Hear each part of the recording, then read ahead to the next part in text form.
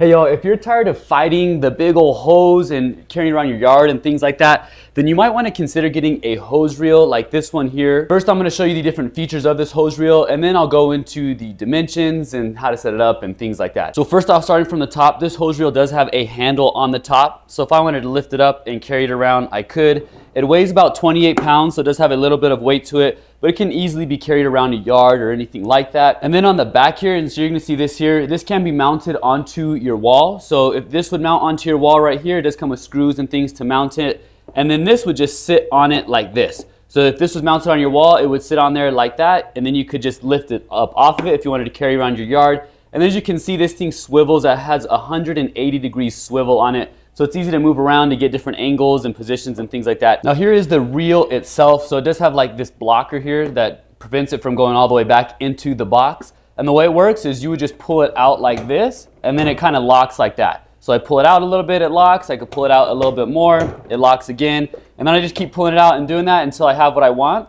And then when I want it to go back, I just pull out a little bit, let it go, and you're gonna see that the hose just goes back in. Now this reel does come with its own hose, so you don't need to get a separate hose or anything like that. Everything you need for the hose is here, and it even comes with this nozzle attachment. Here's a closer look at the hose nozzle that it comes with. So it just screws right on the edge of this hose here.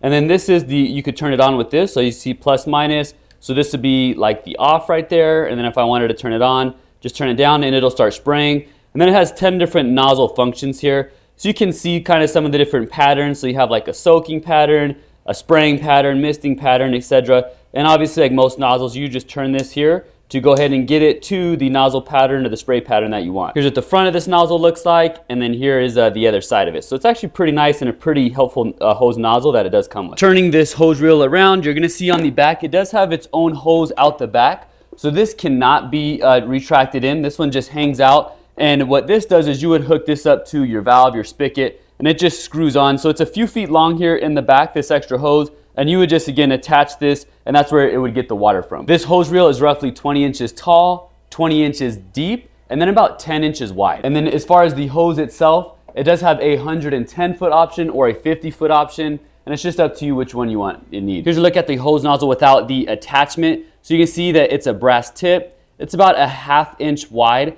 and then it can endure up to about 200 PSI of pressure. So quite a bit, and it's a really, really nice looking hose nozzle in my opinion. This hose reel makes it way easier to store hoses, and that way you're not fighting your hose in the yard or anything like that. So if you're tired of having a tangled hose, I'd recommend getting a hose reel like this one.